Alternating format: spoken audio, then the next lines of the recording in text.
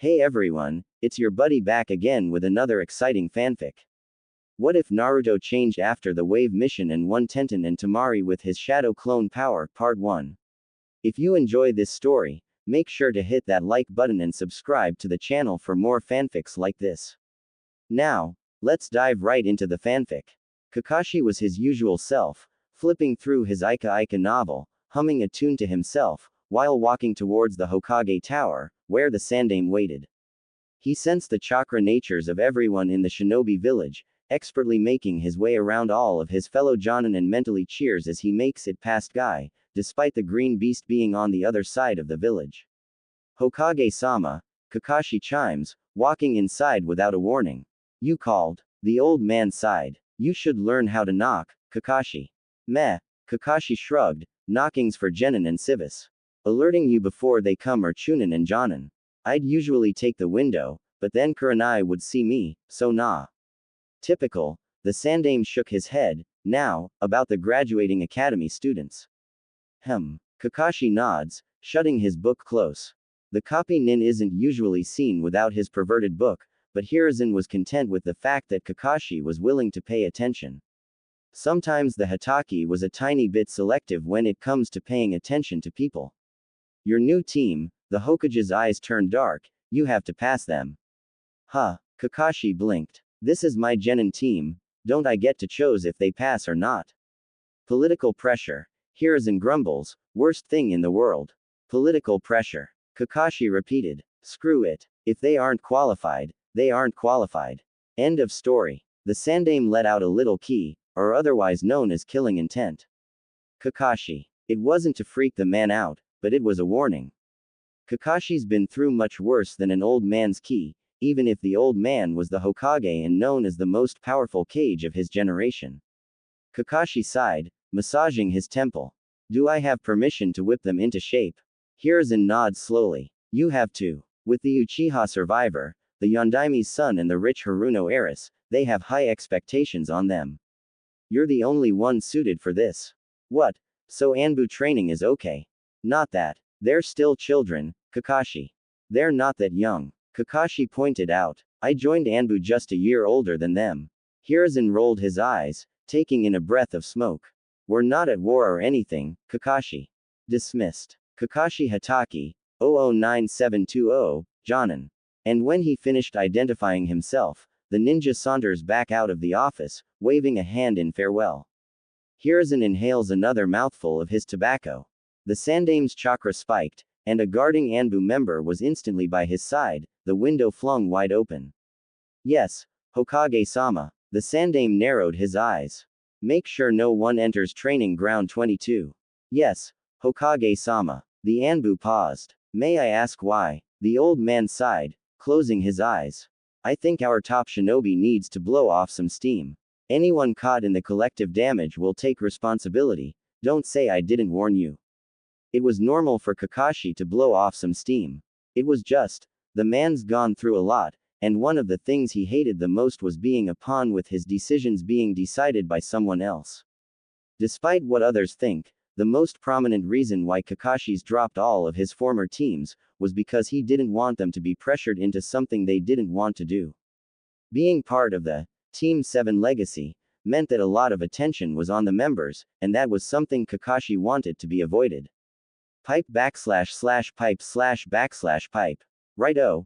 Kakashi I smiled, my cute little Genin. Let's do this. In front of the Jonin stood freshly graduated academy students, Sasuke Uchiha, Naruto Uzumaki and Sakura Haruno. The one thing they had in common. That they were tired, somehow being kept up at night by some weird puppy who demanded attention. You all look tired. Kakashi raises an eyebrow. Naruto groaned. There was this freaking annoying dog, and what's its name kept me up all night long. Me too. Sakura exclaimed. Wretched dogs. Sasuke agreed. Kakashi smiled, and the three Genin hopes soared. Maybe their first training day wasn't going to so hard. And all three of them ate dirt a split second later. Kakashi stood over them, a stormy look on his face. What kind of shinobi complained after one sleepless night? I need to teach you quite a lot, it seems. First lesson. Never complain. Understood. He never understood this declining academy education. When he was back in there, part of the graduation exam was you had to stay awake for 72 hours without rest. What was going on inside of that academy nowadays? None of them responded, too busy rolling around on their stomachs, gasping for breath. Kakashi inhaled, letting out a small dose of ki, just to shock them out of their pain. I said, understood. All three of them squeaked, understood, sensei. Good. Kakashi hauled all three of them up and expertly tied them upside down before any of them even realized what happened, making sure that all three of them were unarmed and had no way of getting out. Now, we're going to have a psychology session today. We're going to take turns saying something honest that you know no one else knows. What? Sakura tried to turn her head the right way round, but ended up swinging and knocking into Naruto's face, who in turn kneed Sasuke in the stomach. Haruno. Sasuke hissed. That was uncalled for. Sorry. Sakura pleaded. I didn't mean it. I'll go first. Kakashi offers. Usually I'd do a team assessment to decide if a genin team is worth it or not, but I didn't this time. Why? Because I was ordered by the Hokage to pass the three of you, due to some political pressure. All three genin shut up. Naruto was the first to speak after a moment of silence. Ordered to pass us. Correct. Kakashi I smiled. Now, who's next? How about you, you brooding Uchiha? Sasuke scowled. Why do I have to do this childish little? Because I said so. Kakashi smiled, but it was bordering on a dangerous line. The genin gulp. Kakashi usually didn't be so mean at his subordinates, but something made the Sandaime order him to pass the team, and Kakashi was frustrated. And this team was like the scraps and leftovers of the graduating academy class this year, which is something that Kakashi wanted, needed, to change. What was lesson number 1 again? Yellow. Naruto exchanged glances with Sakura. Me. Yes, you. Never complain. Don't say it like a question, please. Never complain. Kakashi turned to Sasuke, his charcoal black eye boring into Sasuke's. Now, you hear that? Don't complain, you little brat. You've only passed because I was ordered to pass you. Sasuke spat out a mouthful of blood, his face already swelling up. Hi, sensei. Good. Kakashi let go of Sasuke, and the boy gasped as his back hit the tree with a small bang. Now, it's your turn. Even Sasuke didn't disobey. I want to kill my brother. Kakashi yawned. Already knew that. Next. Sasuke scowled, turning pink. I like tomatoes. That's wonderful. Kakashi smiled. Obnoxious orange fox, it's your turn. Naruto again was uncertain. That's me. That's you. Kakashi nods. Well, I sometimes get beaten up by villagers. Naruto cried, ratting off the first thing on his tongue. None of you knew that, Dadbao. Kakashi's ki leaked. You sometimes get what by who? I get beaten up by some villagers when I'm alone. Naruto repeated, his voice getting smaller and smaller as Kakashi's ki increased, making the air turn frigid and charged with electricity. It was a theory that if your chakra reserves were large enough, even by releasing some ki, you'll also subconsciously leak chakra into the atmosphere and change the air according to your chakra nature. Who? It wasn't a question. It was demand. The person who dared lay a hand on his sensei's child was going to go to hell. Some guy named Kyosuke and his gang. I swear, they're the usual ones. Kakashi nods, his ki suddenly disappearing and the air turning normal. The Jonin smiles. Your turn, Sakura-chan. The Haruno felt a shiver go down her spine. I'm the unwanted child ever since my brother came back from his business trip. That was new. Kakashi nods. Now it's my turn. He settles down on the ground comfortably, much to his dangling genin's horror. My honest impression of you three. 1. An arrogant loud blabbermouth who can't keep his damaged pride in check. Sasuke growled. 2. The most childish, idiotic and ignorant person I have ever met, and that's including 5-year-olds. Naruto winced, looking someplace else, ashamed. And 3. A spoiled brat heiress who's whining about her golden brother returning and has no idea about hard work. Sakura hissed, eyes turning angry. Kakashi held out his arms, wincing internally as he knew it was too harsh. But they needed to face reality, exaggerated or not. Prove me wrong when I teach you. Emo Duckhead. It's your turn. Quote dot dot dot. I like getting up in the mornings to watch sunrises. Next. I like doing what Tem does, watching sunrises. It's so peaceful, Dadbeo. Interesting, spoilt brat. I'm not. My family doesn't like Shinobu Soibkamwan to piss them off. Rebellious child, What did Haruno say? She said that her family doesn't like shinobi, so she became one to piss them. What? The other two boys didn't know how to react. One had become shinobi because A, it was in his blood, and B, he needed to become stronger to kill his brother. The other one had become shinobi to A, become Hokage, which then B, in turn gave him attention. Kakashi clapped his hands together, startling the three genin and drawing attention to himself. Lesson 2. Never interrupt me when I speak. Kakashi's face turned hard, but not the kind that was purposeful. It almost seemed nostalgic. Lesson 3. Never judge a person by their words. Lesson 4. Always support your teammates. But, Kakashi sent a glare towards Naruto, who instantly shut up. I'll be giving out 5 lessons each session, so remember them carefully. When I mean support, I mean helping them. Yes, Sakura might have the worst excuse to become shinobi I have heard in a long time, but that doesn't mean she wants to become shinobi on her own. Now it's my turn. Hi, sensei. All 3 genin chorused, mind getting dizzy from being tied upside down for too long. Kakashi smiled innocently. Those dogs that kept you up all night. They're mine. Kuchio's no jutsu. A puff of smoke appeared, before it gradually dissipated, and there stood 3 dogs, all of them familiar. Kakashi relished in amusement the horror of his genin and how smug his dogs were once they recognized each other. What's its name? You. It's Pakun, Fox Kid. Stop calling me a fox. You. Shiba. Thanks, Uchiha Kid. You're the one who tore up my blanket at night and I almost froze to death. Urushi at your service, ma'am. Next. Kakashi I smiled. Brat, it's your turn. Sasuke growled. I now hate dogs. Kakashi shrugged, turning to Naruto, who was still in an argument with Pakun, and surprisingly enough, it was about who was the loudest last night. Naruto. It's your turn. I don't know who my parents are. Naruto yelled, the blood in his head finally affecting him. Kakashi smiled. There we go. Now they could really have a heart-to-heart, of course, with the kid's version of being drunk. This is. Sakura yawned. A scroll. Correct. Kakashi beamed, despite the fact that it was 3 a.m. in the morning.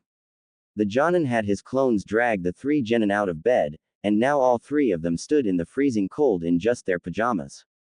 Naruto was the best off. He went to sleep with everything on, including his jacket, simply because he had no blanket or duvet to sleep underneath. Sasuke, however, stood there in navy shorts and a plain white t-shirt, shivering like mad. Sakura was in a light pink nightgown, hugging herself to create warmth. Now, Kakashi smiles wider. Recap of the lessons from last night. Obnoxious Orange Fox. Lesson 1. Never complain. Brooding Navy Emo. Lesson 2. Never interrupt you. Spoilt Pink Brat. Lesson 3. Never judge a person by their words. Fox. Lesson 4. Always support your teammates. Emo. Lesson 5. Never question you or your methods. Kakashi smiled. Seems like you all remember. That's great. Now's time for Lesson 6. Always wear your gear. The 3 genin nod weakly. Lesson 6. Always wear your gear. They chorused, shivering and sniffing in the freezing cold. Kakashi, however, was dressed in his usual Jonin outfit, with an extra cloak around his shoulders. It was used so his genin couldn't see the blood on his back from where he went on an assassination mission earlier that morning, an emergency from the Hokage. Now, unseal what's in the scroll, Kakashi instructs, and counts how long it takes for the genin to identify and undo the seal in pitch darkness, with only the moon as a light source. Then he noted they were shivering like they were naked in the snow. Did he forgot that it was already winter? He thought it was still autumn. Naruto ended up being the one to unseal it, and Kakashi wasn't surprised. The Uzumaki was known for being seal masters. Sensei, these are. Yup. Kakashi grinned. Anbu uniforms with a slight twist. Sakura gaped. They're completely white, with black masks and cloaks. Sasuke squinted at his sensei. Are we like the opposite of Anbu? Can't have the actual Anbu confusing you little brats with them, so there. Kakashi yawned. Took me a while to convince the Sandame. How long? Naruto asked while turning around to find someplace private to change. Kakashi held up a hand, and the boy froze. You're all changing here. And it probably took me half an hour. That's my 30 minutes wasted on you three, so you better wear it. Sakura gulped as the two boys exchanged glances before respectfully turned around and tried to avert their eyes, but Kakashi was instantly behind them and twisted them back around so all three of them faced each other. Get changed. Now. Not even needing a bit of ki to push them along, the genin instantly stripped in front of each other. Sakura turned redder than even the ripest strawberry. Naruto and Sasuke had the decency not to look, but it was kind of hard while facing each other and Kakashi forcing their heads up. Lesson 7, Kakashi said as soon as all three had finished changing, you are shinobi. Under any circumstances, you will prioritize your missions and teammates and not your privacy or your personal preferences. Lesson 7, we are shinobi. Under any circumstances, we will prioritize our missions and teammates and not our privacy or our personal preferences. The genin chorused, committing it to memory, sounding quite robotic, and the black not Anbu masks added to the scene. They were scarred for life by the time Kakashi had let them down from being tied up the night before, having sprouted anything that comes to mind while being honest. Let's say the genin's closest people in their life was now their teammates and sensei, who had to listen to them tell secret after secret. Kakashi grinned under the mask. It seemed like these genin weren't as bad as he thought. Alright, you have 3 hours to find 3 scrolls that I've places around the whole village. He smiled wider, making it visible even in the dark. I'll see you at 6:30 am. And with that, the Jonin shunshined away, leaving his genin there, completely startled and vulnerable. He appeared at the top of the Hokage tower, yawning. This shouldn't be too hard of a task, right? Oh, who was he kidding? Telling genin to find 3 things in a huge village within 3 hours was pretty much impossible. Well, let's see if the prodigy, Top Kunoichi and Jinchuriki live up to Kakashi's expectations. Pipe / pipe. Right, so we found Yellow's scroll at Blue's house, Sakura recounted, and lost 2 hours already. We still have to find both Blue's and mine. Kakashi had appeared at the 1-hour mark to inform them of Lesson 8, always use code names on missions. And so they went with the most obvious ones, Yellow, Blue and Red. I still can't unseal it, Naruto pouted. How does he seal these things? We should be able to go to the Hokage now, it's 5:30 am. Sasuke pointed to the Hokage tower, where a light was on. I'll go. Naruto wagged a finger, I'll go because it's my scroll, and you two continue looking. I'll draw a chakra seal on you too, it's so I can locate you when I need to. Sakura huffed. I would decline, but this is urgent. No way. Sasuke shook his head, taking a step back. There is no way in hell will I ever let you do anything to me, Dobi. Lesson 7, Naruto reprimanded, we are shinobi. Under any circumstances, we will prioritize our missions. Okay. You don't need to become sensei, Sasuke hissed. And teammates and not our privacy or our personal preferences. Naruto continued, grinning. Now I get why sensei does it, it's so satisfying when you guys listen to what I say. Naruto was currently drawing the same symbol he saw on the first scroll which had their not Anbu uniforms in it, somehow sensing that it was a locating seal. But he definitely wasn't going to say it was a hunch, or else Sakura will pummel him into the ground and Sasuke will insult him for the rest of his life. Are you sure the seal works? Sakura looks at the orange chakra on the back of her hand. Because if it doesn't, we're screwed. Naruto nods confidently. I'm sure it'll work. We need to get going. Sasuke peers up at the sky, it's already 5:40 something. Let's go, Red. Hi, Blue-kun. Sakura easily bound after the Uchiha as soon as Naruto had finished drawing the seal on Sasuke's arm, before the Uzumaki ran towards the Hokage tower, feet silent thanks to the Anbu clothing design and looking like a real Anbu operative with his unnerving mask. Naruto remembered to knock before he entered and walked in with a scroll in hand. Hiruzen raised an eyebrow, before narrowing his eyes. You, Naruto, Gigi. Naruto grinned. Datbeo. The Sandame shook his head, muttering, Kakashi was right, the uniforms do change the atmosphere.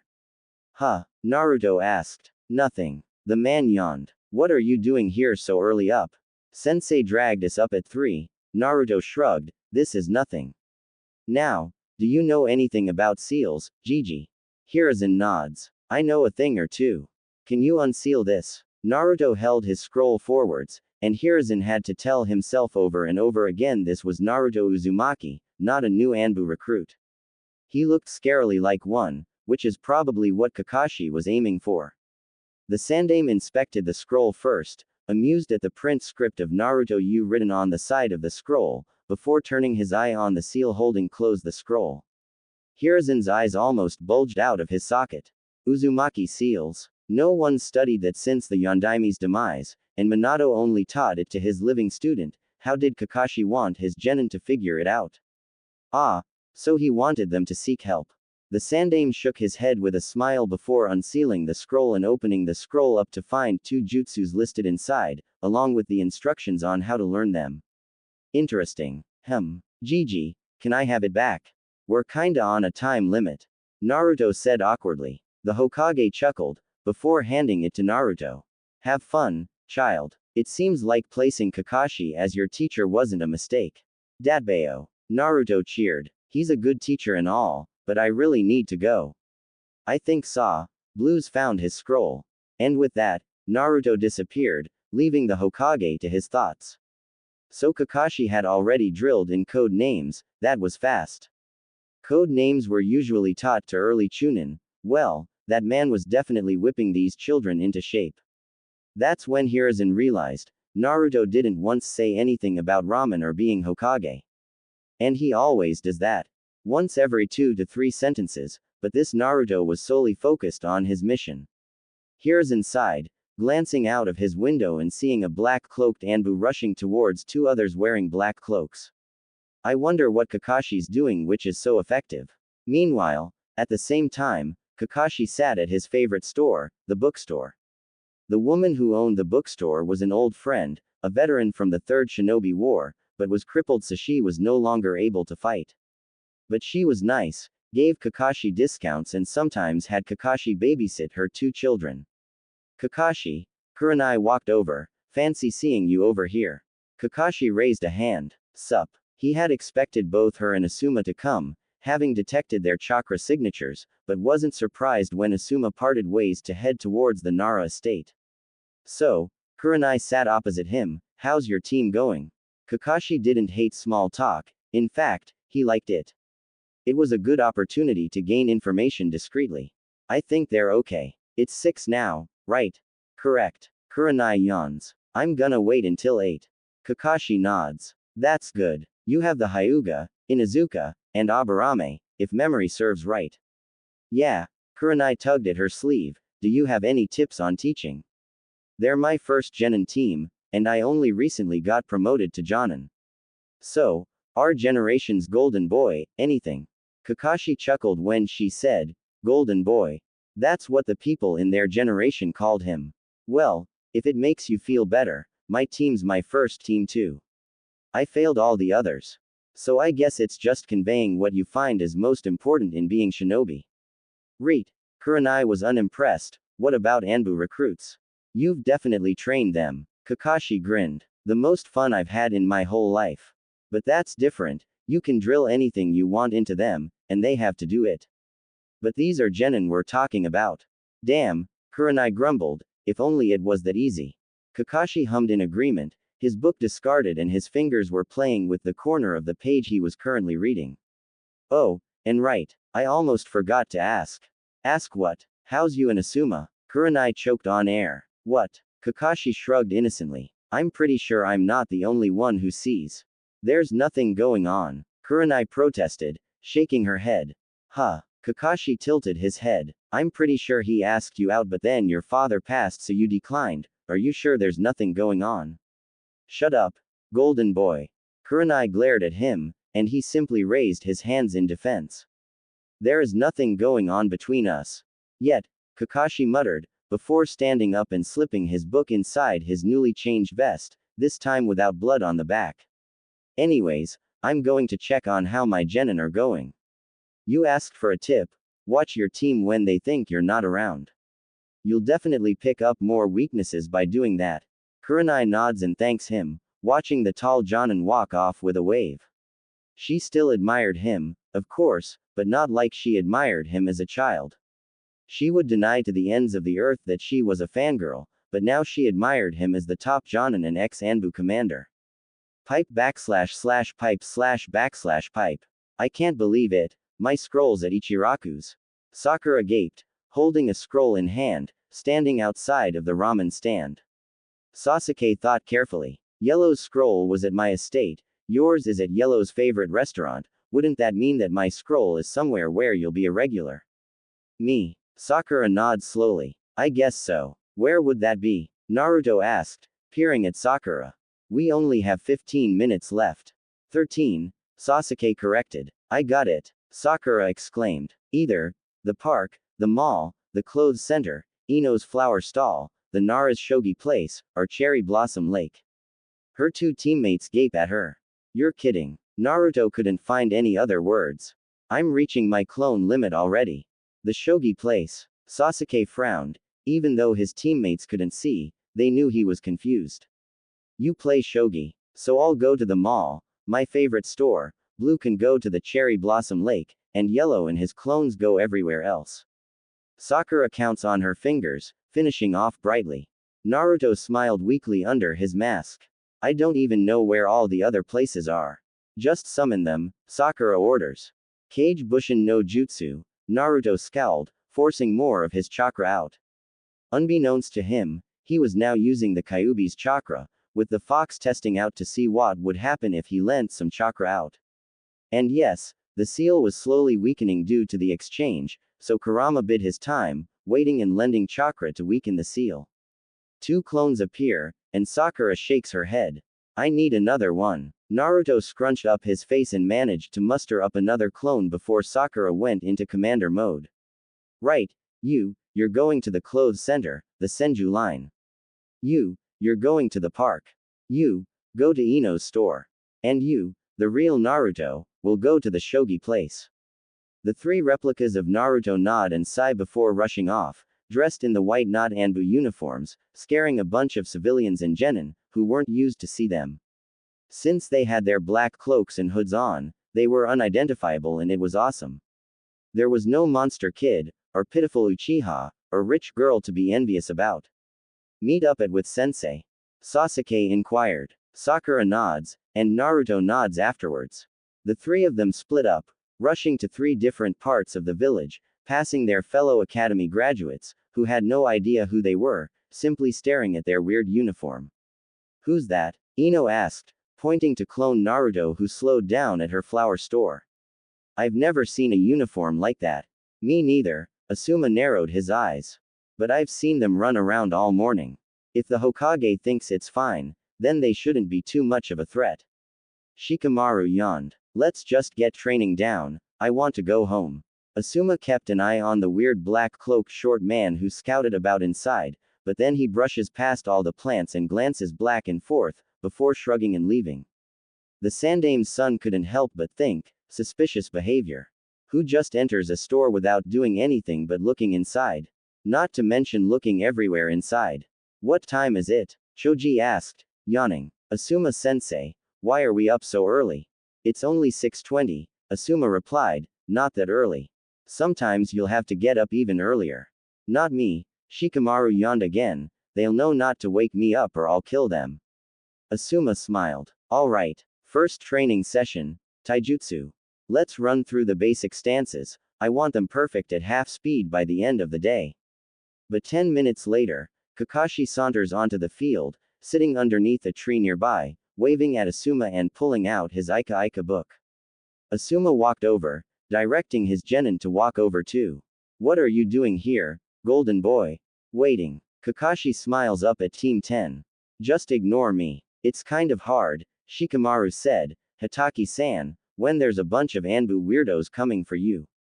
And true to the Nara's word, Team 7, dressed in their not Anbu clothing, was running at Kakashi, who looked up at the sky, squinting at the barely rising sun. It was winter, so the sun was terribly low. Sensei. All three of them arrive, bowing and out of breath. Kakashi raised an eyebrow. Exactly on time. Good job. Now, let me see those scrolls. Sensei. Sakura held out 2 scrolls. Kakashi picked them up, twirling them in his hands. Where's the third one? All there of them shudder. We ran out of time, Sasuke answered for the team, biting down on his tongue so he doesn't say more than needed. Team 10, even Shikamaru, were surprised. Asuma cleared his throat. This is your Anbu team. Kakashi smiled brightly. My genin team. Little wretches, take your hoods and masks off. All three of them in sync throw their black hoods off to reveal their familiar colorful hair before they took off their masks, looking quite exhausted. Ino screeched. Sasuke-kun. Oh, which one of you were in my store? Naruto raised a hand sheepishly. Sorry, I was looking for a scroll. Well, it's time for lesson 9. Never trust anything new, not patterns or anything you think you know. Kakashi snapped his book shut, holding up a finger. You believe that because Fox's scroll was at Emo's house and Brat's scroll was at Fox's favorite store does not necessarily mean anything. Want to know where the last scroll is? All three of them nod. Lesson 9. Never trust anything new or what we think we know, they chorus. It's at the hospital. Kakashi grins. Hospital. Naruto deadpans. But that has nothing to do with any of us. Exactly. Kakashi stood up, bonking all three of them on the head as punishment. I gave you 3 hours, you came back with 2 scrolls. The genin wince, waiting for a lecture or something of that kind. Kakashi beamed. Impressive, for you genin. Sakura let out a breath of relief. Do we have anything on now? Yes. Kakashi smiled, and sent a shiver down his genin's spines. You have 3 minutes to get the 3rd scroll and back here. Starting now. It's on the other side of the village. Sakura remembers. Ditch the cloaks. We'll never make it in time. Sasuke nods. I'll go ahead, Naruto, you run to about 2/3 of the way there, and Sakura, you stay at the first third point. We'll do it like a relay. Change of plans, Naruto shook his head, I'll send my clones forwards, we can sprint for about 1/5 of the way each. Formation. Relay race. The three of them bolted, leaving a pile of their black cloaks, and a trail of dust. Asuma whistles. Effective, golden boy, I've told you to stop calling me that, Kakashi remarks offhandedly, settling back down on the ground and opening up Ika Ika. You should go train now. They'll be back in about 3 minutes. Asuma grins and ushers his team away, who was still processing the fact that Sakura didn't fangirl over Sasuke, who also didn't insult Naruto and provoke the blonde, and they actually worked together. You see that? Asuma flicked their foreheads. That's what we call teamwork. You might not have to like them, but you have to learn how to work well together with them. Ino growled. We're the next generation Ino Shikacho. We're gonna beat Forehead Girl in teamwork. Huh. Shikamaru nods sluggishly. Sure thing. Whatever. Choji simply shoved more chips into his mouth, motivated. Asuma barks. Get into those taijutsu formations. Kakashi watched as his comrade trained his team, noting how Asuma got a little head start. He didn't have to focus on teamwork, as it was already imprinted in those clans. Kakashi sighed, flicking through the lines of Ika Ika, his internal clock ticking away, counting slowly up to 180 seconds, and when it reached 140, Kakashi closed his book and stood up, stretching. 57 seconds later, a puffing Sakura arrived, holding out the scroll. Sorry, sensei, we didn't calculate the time we needed to find the scroll. That's fine, Kakashi took the scroll, it comes with experience. Now, wasn't that your first formation? Relay race, was it?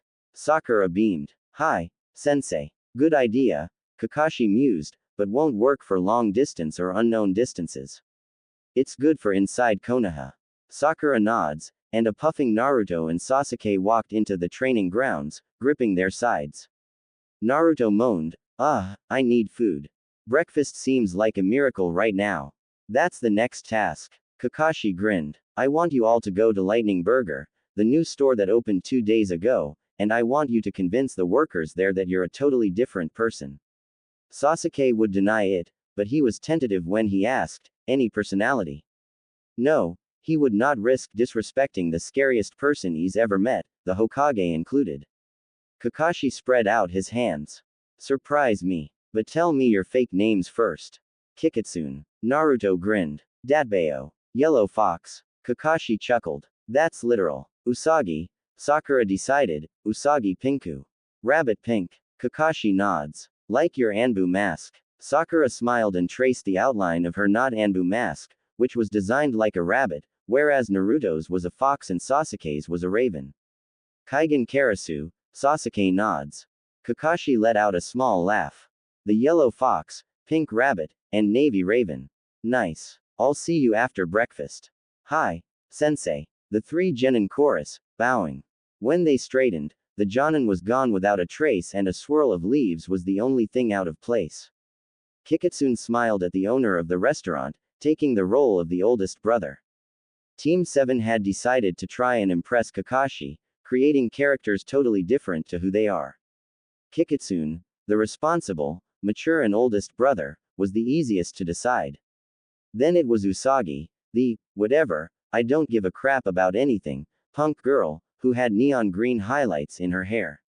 And then it was Kaigen, who was the loving youngest child who thought his siblings were the best. Thanks so much, Kikitsune grins, ruffling the youngest family members, cough, Sasuke's, cough, blonde hair. The three of them agreed on the blonde hair as long as they complied with Sakura's green eyes and Sasuke's facial features. It ended up being a mesh of Uzumaki Uchiha Haruno, and to be honest, Naruto thought they looked quite different to their original looks. The woman smiles. You're our first child customer, of course we treat you with extra. Ani, Kaigen pouted, what did you order? Kikitsune winked at his brother. Secret. Usagi, stop it. To get into character, Sakura was psyching herself up by muttering swear words quickly like a rap and startling the other customers nearby, convincing the others already. Usagi peered up. You don't control me, baka. Kikitsune laughed awkwardly. Well, at least you're normal. Usagi crossed her arms, rolling her eyes. Well, at least you're still the same baka. Oni-chan. Kaigen whined, and the rest of his team had to bit down on their laughter.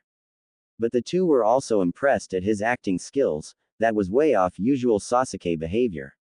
Here you go, the woman appeared before them, a bowl of pork cutlets, a bento box with sashimi, and an unagi rice bowl. Arigato. Kikitsune beamed. Itadakimasu. The other two genin were amazed at how their favorite dishes appeared before them, before realizing they had all confessed the night prior due to Kakashi's meet and greet session. Itadakimasu. Kaigen hollered like a child, before digging into his bento. Usagi sniffed. Meh. Itadakimasu. Don't be like that, Kikitsune reprimanded, say thanks. Usagi rolled her eyes but complied. Arigato. The woman laughed. You reminded me, where's your parents? It's unusual to see children just walking around, even if this is a shinobi village. The three genin all had their parts. Naruto was in charge of directing the conversation and setting up the whole look, Sasuke was to create the backstory and rat off anything a child would, and Sakura was to deflect anything they couldn't answer. It was perfect. They're going to the Hokage. Kaigen beamed, mouth full of rice. Something about getting us into some shinobi classes.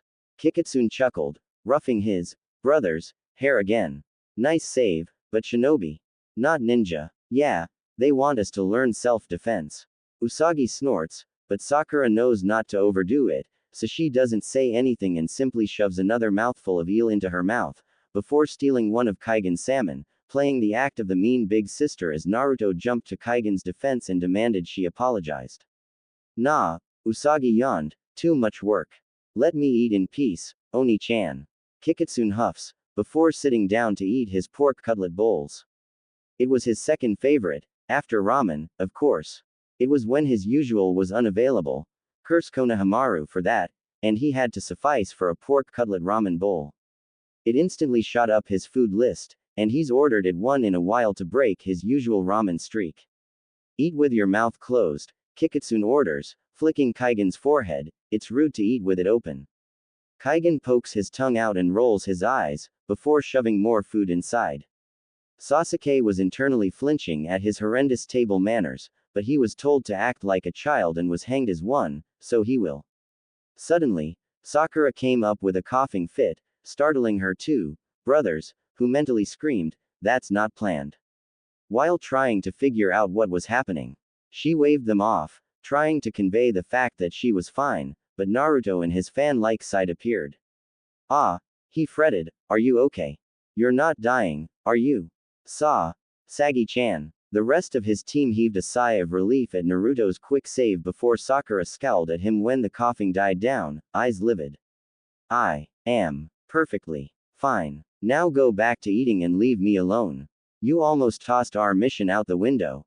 Naruto could hear the underlying message, and gulped, sitting down. "Oh, don't blame him," the woman smiled, which somehow unnerved Sasuke, but he kept it to himself. "He's just worried about his sister, that's all." There was something off about this woman. Sasuke decided to investigate. "Anyo, where do you come from?" Naruto freaked. This was also not in the plan, and Sasuke was supposed to be the one saving them from questions and not asking them. "Kaigen-kun." "Oh," the woman waved a hand, "we're travelers. We come from everywhere, really." Now Sakura was interested. "Everywhere? Huh, what made you stay in Konoha, then?" Was Sasuke and Sakura in some sort of secret plan they didn't tell Naruto about? What was this? A secret interrogation? "Sagi-chan, apologize. I'm so sorry for their rudeness." No, the woman grins, "I like straightforward kids. Reminds me of me in the old days. Now about your question, it's safe. Konohagakure is known to protect its citizens to the core, even if it means sacrificing their top shinobi. Now that's somewhere I want to stay." "Really?" Usagi yawns again, getting back into character. "Boring. Are we finished yet? Can we go find our parents?" Naruto sighed in relief, but made sure not to show it. "Right. Sorry about the questions, they're just really curious. I really don't get them, Dadbao. I'll pay." Sasuke narrowed his eyes at the Dadbao. That was dangerous. What was Naruto thinking? But as the Uchiha watched as his brother paid the bill and ushered them out, he realized that Naruto didn't even remotely think he did something wrong, the word just rolling off his tongue. Sasuke cursed inside his head. They were bound to fail. Just as the three of them were about 100 meters away from the restaurant, Kakashi appeared from nowhere and clapped Sakura and Naruto on the shoulder, with Sasuke in the middle. "So how'd it go?" Naruto dispelled the henge. "Great. That was." Kakashi didn't even hit him, it was Sakura. "Great my ass. We completely flunked that." Kakashi nods gravely. "I agree. You watched us." Sasuke shook his head, also dispelling the henge. "Of course you did. This was a fail," Kakashi muttered. "I guess I need to stop rushing everything. This was meant to open you up to your surroundings, and be able to easily read each other's social cues, even as posing as someone different. And I bet you didn't pick up on something about the waitress." "Huh." Naruto squinted. There was something off. "Yeah." Sasuke nods, "She was hiding something." "Something related to us," Sakura agreed, dispelling her henge. "It was obvious." Now, Kakashi looked them in the eye. "I asked her to keep an eye on you three. She's a retired doctor, a psychologist in fact.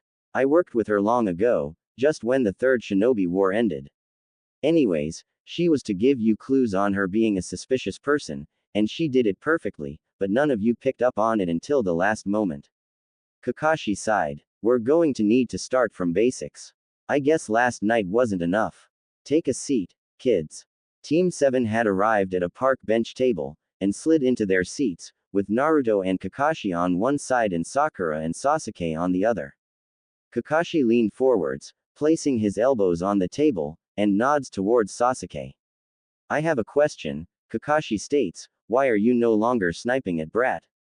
Sasuke didn't even need to ask which Brat Kakashi was talking about. "I had a change of heart." Kakashi sighed. "That sounds like a question to me." Sasuke runs a hand through his hair. "He knows about everything about me. That's why. He can use that information to do anything, which means that he was blackmail me or trade." "Do you really think I'll do that, Tem?" Naruto stood up. "Just because I argue with you doesn't mean I'll do something stupid like that." "Oh yeah, well I can't predict the future." Sasuke retorts, standing up as well, crossing his arms. "Can't you just trust me?" Naruto pointed a finger at him. "What's so hard about that?" "What's so hard about that?" Sasuke sneered. You're known as the monster of the village, Dobi. Who'll trust you? I would. The two boys look at Sakura in disbelief, who had timidly entered their argument. Sakura looked up, green eyes suddenly sharp but warm at the same time. We're a team. Whether we like it or not, we have to work together. And to be honest, I don't think this team is so bad. We worked really well this morning, remember? Naruto grinned. Hell yeah, Datbeo. Kakashi nods, now the only person actually sitting down on the bench. Your team is like your family. Treasure them. Family, Sasuke snorts, is temporary. So are teams. Kakashi's eyes narrowed. Don't let one thing define your whole world, Uchiha. One thing. Sasuke let out a hollow laugh. Well, one person killed my whole family and left one alive, me. Naruto furrowed his brows. Well, at least you're liked. I have no family too and everyone hates me. Having a family who doesn't like you is worse, Sakura snapped, slamming her hand on the table. What do you understand about being neglected but still have the same high expectations as your golden brother? Enough. Kakashi's voice cut through, and all three genin stilled. What do you three know about hurt? I watched my best friend die in my place, my other teammate commit suicide via my hand, was ordered to retreat as my sensei fought in a battle and died along with his wife, being manipulated while I was grieving, and that's out of a list I could ramble on. Kakashi's eyes were steel. We all have our personal problems that we are burdened to hold. Now sit down, and we're going to have a heart-to-heart without me interfering. Hi. Sakura sat down, followed by Naruto. Sasuke stood there, in a daze, before slowly slumping into his seat. Kakashi nods. Go for it. Let it all out. I have a genjutsu around, no one else'll hear us. Sakura took in a deep breath. You know when I said I became a kunoichi to piss off my family? It's because my brother couldn't do it. He's the golden boy, I love him as my brother, but sometimes mother takes it too far. It's always, Riku this, Riku that, and if he can't do something, it's too easy for him anyways and I'm just tossed aside like a ragged doll. Sakura cut herself off, her breathing becoming uneven as she ranted. Then she took a deep breath, and continued. Riku tried to become shinobi, simply because they were well respected and had a good build, but then he didn't graduate from the academy first try. Sakura looked upwards at the sky, smiling bitterly. Then mother ruled shinobi out, calling it a disgrace to all humans. That's wrong. Just because Riku Ani couldn't do it, doesn't mean it's a disgrace to all humankind. Sasuke nods slowly. So you become one to show your family that shinobi aren't bad. They hated me for the decision, Sakura murmurs, and I said, well fuck you and your pretty little rules, I'm going to become the top kunoichi. You swore at your parents. Naruto gave her a thumbs up. Show 'em who's boss. Sasuke smiles faintly. You're not too bad, Haruno. Then her fangirl side flipped on. Really? Sasuke-kun. Thanks. Do you think my story? Naruto bellowed over the top, and Kakashi winced. I may have a genjutsu on so it seems like it's just the wind and birds talking, Kakashi reprimands, but that doesn't mean I can cover up that. Quieten down, fox brat. Hi, sensei. Naruto bowed his head, before he cleared his throat. So, I'll start from the start. I dunno who my parents are. From when I was growing up, everyone hated me. And then I was 5, or was I 6, or 7? I can't remember, when Kyosuke and his gang appeared. I remember thinking they were drunk, so I hid, but then they were actually looking for me, and Naruto gulped, not going on to detail, but absent-mindedly rubs a scar on his neck. Still being dressed in not Anbu clothing, the rest of his team couldn't exactly see where the scar was, but had a pretty good idea. So then it started happening every night. Naruto shrugged. Sometimes he'd skip a night, but then it'll be worse the next night. Naruto smiled. When I was 8, Gigi took me out of the orphanage, that's where Kyosuke would find me every day, and gave me my own house. It was great. There was an actually bed and stuff, and now's it's better now that I know how to plumb a bit. The tap malfunctions once or twice a day, but that's nothing. But then, I think someone on my floor gave Kyosuke my address, so, yeah. End of story. That's. Sakura scooted over to give Naruto an awkward one-handed hug. Depressing. Naruto smiled brightly. Thanks, Sakura-chan. So do you think you can go out with me? We're going to talk about that behavior later. Kakashi cuts in, before looking pointedly at Sasuke, who huffs and turns away. I have nothing to say, Sasuke grumbles. You all probably know my story already. Naruto shook his head. Nah, I don't. What? You think you're so popular? Tem. Shut it, Sasuke growled. Fine. Let's get this over and done with. I went training one day, came back late, and found my whole clan dead. And then I walked into my house, and then Itachi stood there, with his fucking shiny sword and fucking red eyes and looked at me, and said, "You're too weak to be killed." That bastard. Kakashi glanced up lazily. What did I just say about yelling? And Sasuke growls. He goes and says something about how I need to get stronger to even be able to face him, so I'm gonna show that son of a. Enough bad language, Kakashi interrupts, and I think we all get it. So there. None of you are shallow kids without an understanding of hurt, so help each other. What did emo brat say? Something about family being temporary, as well as teams. Sasuke looks away. Lesson 10. People are never as they seem. Take Sakura. When you first see her, she's a spoiled rich brat who pines helplessly after her classmate. But now that you've sit down and actually participated in a talk together, you can say she's more than that. Much more. Lesson 10. People are never as they seem. The Genin chorus, eyes glancing at each other, taking in each other's stories. They were all surprised at the depth of emotion they all had. They should be. As 12-year-olds, they were still developing their emotions and maturity. But all three of them has had a burst of maturity in a time of need, and so they all act like young adults when they need to. Sensei, Sakura asked timidly, you didn't tell us your story. Kakashi smiled. I know. It's a story for another time, when you need to hear it.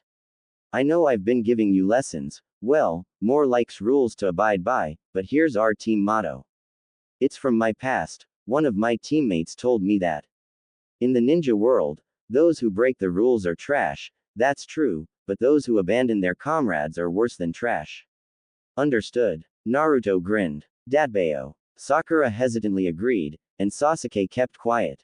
Kakashi knew it would be easy for Naruto to abide by that, since he has no one to look after and care for, so to have a team is literally like having his first family which he'll protect like mad. But Sakura and Sasuke both know the pain of their family betraying and hurting them, so they'd be cautious before giving their hearts out. Kakashi smiled. Who said it was a short process? At least he planted the seed. All he needs to do now is nurture it until it can grow on its own. Now, Kakashi clapped his hands and the genjutsu dissipated. Your next training session. What? Naruto gasped. Already? It's only 8. Kakashi nods. We have a whole day in front of us. If you're lucky, I'll let you guys off early today. Woo. Sakura stood up, rolling her shoulders back and forth. Alrighty sensei, what's next? Kakashi grins. Your first mission. It's D rank, of course. The Jonin already knew what he was going to pick. Let's hope they survive the cat chase. Pipe / pipe / pipe. Yellow, in position, point A. Blue, in position, point C. Red, in position, point B. Good. Commence operation. Kakashi lounged at the top of a tree, his shadow clones tailing his students secretively.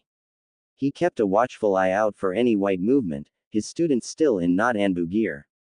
Kakashi's decided, it was going to be Team 7's official uniform. But it would be hard to wash blood off white, but the material is easy to wash. After all, they used it in Anbu missions all the time. Yellow, missed. Red, missed. Blue, contained the target. Good job wretches, come back to the starting point. The 3 students tossed off their hoods. Kakashi instructed them not to take their masks, that would raise too many suspicions, and sighed in relief as Sasuke walked out of the trees, the squirming cat Tora in Sasuke's hands. Kakashi grinned. That's a record. You must be the first Genin team to capture her on your first try. Kakashi ruffled up Sasuke's hair and flicked Naruto's forehead. Who told you to move so suddenly? You'll freak the cat out. Gomen, Naruto said sheepishly. Though we completed the mission. Let's bring it back to Lord Daimyo's wife, Sakura says, and Kakashi mentally notes to tell her to either cut that stupidly long hair or tie it up. She'd probably tie it up, but it's better than have it flying around everywhere and could impair her own vision. Go for it. Kakashi squints at the sky. I'll have to take that. Meet back here in 15 minutes. Hi. The genin disappear with their hoods back on, the black cloaks giving them a serious look. A hawk descends from the sky and lands snugly on Kakashi's outstretched arm. The jonin clicks his tongue. You're getting a bit too comfy there, Shimei. The hawk ruffled its own feathers, holding out its left leg where a scroll was tied to it. Kakashi took it, unsealing it before opening it up. Shimei took refuge on Kakashi's shoulder, squawking tiredly. Kakashi's eyebrows shot up. A new mission for him. Investigating this man called Gato because he publicly executed a man. Didn't the Sandaime know already that he was too busy teaching his genin? Sighing, the jonin made a sigh and called, Kage Bushin no Jutsu. 2 copies of himself appeared. What do you need? One asked. Kakashi rolls his eyes. You know. You. Find info. You. Keep an eye on this Gato dude. Hi. Both clones saluted before disappearing, and Kakashi cursed. Now he was going to have to teach genin while leaking chakra out at a daily amount. This wasn't anything new, but if the Sandaime wanted results and fast, he'd have to give Kakashi's time and no missions, which is pretty much an impossible thing to do. Oi! Kakashi poked Shimei, go back to the Hokage. Kakashi bit his thumb and swiped his blood straight through the mission scroll, before rolling it back up and tying it back onto Shimei's foot. Don't be late. He might let you rest once you get back. The hawk squawked loudly and took off, with Kakashi watching it until it was out of sight. Kakashi then thought to himself. He needed to get these genin to Chunin standard by the end of next week. So how was he going to do this? They needed to be proficient in taijutsu, and have at least 2 jutsus in their chakra affinity and 1 in the opposite. Oh, and a personally selected type. They also needed to be able to work as a team flawlessly, as well as getting closer to choosing their specialized areas. Oh, and also survival skills and learning how to sleep with their minds still active and being able to run for days without sleep. Nah, that's jonin, but it's good to learn while they're young. To get 12-year-olds to Chunin level within 14 days was hard. Kakashi grinned. He liked a challenge. He knew it was going to be challenge when the Sandaime ordered for him to pass Team 7, but this was going to be fun. Oh wait. They also need less obvious code names, as well as the number 7 etched on their cloaks so the Anbu wouldn't be confused and the rest of the shinobi knew who they were. Not to mention Kakashi needed to work on their mental emotions and thoughts as well. The jonin yawned. This was hard, being a jonin sensei. Meh. But it was fun, and Kakashi was already proud at the fact that his team, probably the team that started off with the worst teamwork, now had the best teamwork out of all the genin teams. It was also a bragging right to the other jonin senseis. Sensei. Kakashi looked back and saw his 3 students running towards him. They also need to work on their speed. There's so many things, and so little time. Then another thing popped into Kakashi's mind. They needed their aliases. Their second personalities, and another profession other than shinobi. Kakashi was also Sukeya, a photographer, as well as using his self-taught cooking skills to add to that image. He needed to get the kids to decide to pick something else up, not just being a shinobi. Mission report. Sakura grinned. Sakura Haruno, 012601, genin. Naruto Uzumaki, 012607, genin. Sasuke Uchiha, 012606, genin. Sakura beamed. Mission success. Kakashi patted their heads. Good job. This was your first mission. Now, let's go home. I've got some taijutsu training for you all on the way back. Naruto, I want you to create 3 clones. On the way back, I want you all to piggyback one. Sensei, Sasuke asked, looking uncertainly at the Naruto clone who stood in front of him. The clone grinned. I'm not that heavy, Dadbao. Lesson 5, Kakashi reminded. Never question you or your methods, Sasuke hissed, before allowing the clone Naruto to get on his back.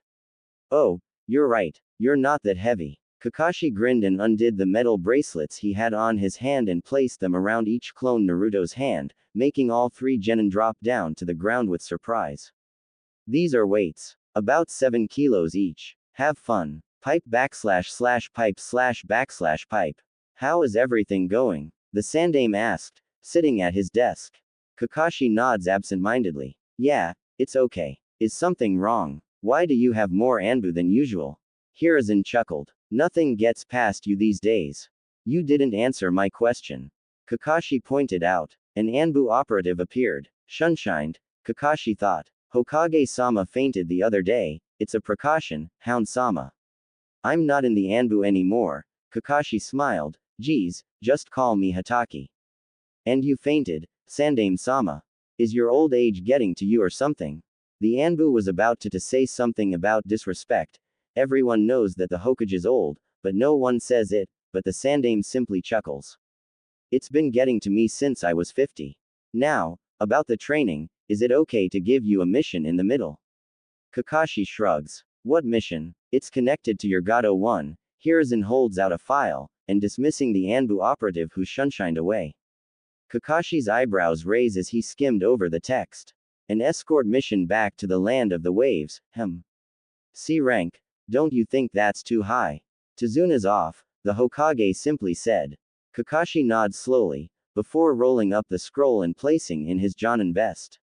We'll take it. It's this Friday, isn't it? Correct. The Sandaime put the pipe to his mouth. You have 3 days. They'll be ready by then, Kakashi nods. Hiruzen locks eyes with his right-hand man. They better be. The council's getting restless because I've been giving them mere D ranks. The council. Kakashi cursed. Those retired hags know nothing. The Sandaime shrugged, before nodding at Kakashi. We really need those kids up to the standard. Konoha's becoming somewhat of a target no. There's rumors that the newest village, Otogakure and Sunagakure are discussing an invasion during the Chunin exams. We'll be in the Chunin exams too, Kakashi reassures the older man. The Hataki knew that Hiruzen wasn't the type of person just to bring up with a rumor without concrete information, so he must have sent a spy somewhere. This wasn't reassuring. Kakashi really needed those kids at Chunin, and fast. Naruto grunted. Tiger, boar, ox, dog, snake. He closed his eyes and thought to the kunai he had stuck in the tree nearby and opened his eyes to see himself right next to the tree, and the kunai in his place. Woo! Finally! He cheered. Kawarimi no jutsu complete. The boy furrowed his brows again, his hands practicing the jutsu movements. Kawarimi no jutsu. Naruto reappeared in his former spot, before looking down at his scroll. Next, was a jutsu for his chakra affinity. That morning, Kakashi had dragged his genin out of bed, pleasantly surprised that they were wearing their Team 7 uniform and were sleeping in it, and then he shoved their scrolls they had retrieved a couple days earlier before being told to look through them. They were all practicing the substitution jutsu at the start. What are they teaching you at the academy these days? Back when I was in there, we were already learning D ranks, before they would learn 2 jutsus in their chakra affinity. Futon. Datapa. Naruto squinted at the scroll. Wind release. Great breakthrough. Tiger, ox, dog, rabbit, snake. Huh. Tiger, ox, dog, rabbit, snake. Futon. Datapa. Naruto bellowed, inhaling and exhaling a huge gust of wind. Kakashi had written as a side note on the scroll that results may vary, so if you got a huge gust, then your chakra reserves were large too. Naruto grinned. Well, that's great. Glancing down, he looked at the scroll again. If you got a huge gust, which is my guess, I want you to control it and get a medium and small gust. Hataki. Naruto blinked. Did he sign off with a scarecrow? Futon. Datapa. A small breeze came out of Naruto's mouth as he narrowed his vision. The way he controls chakra was imaging it as a tunnel with a one-way exit, and narrowing down the tunnel meant smaller amounts of chakra. Before Kakashi had let them train by themselves, he had, at 5 am, sat them down in a circle and told them to do chakra meditation. He told them to visual what they thought chakra was, and told them to contain it and focus on drawing it in and out. Chakra meditation was perfect for beginners to control their chakra to its core, and so when all 3 of them got the hang of it, Kakashi shooed them off to go learn their jutsus. Naruto grinned. Now let's make it as big as possible. Woo. Futon. Datapa. A huge gust similar to a hurricane's strength erupted from Naruto's mouth and ripped across the training ground, completely destroying one side of training ground 3. Kakashi appeared instantly, a kunai spinning in his hand, though the Jonin had a good idea of what happened. Sorry, sensei, Naruto said sheepishly, I wanted to make it as large as possible. Kakashi sighed, tucking the kunai away. You can never be too careful. Fine. Next time I'm setting you on training ground 17.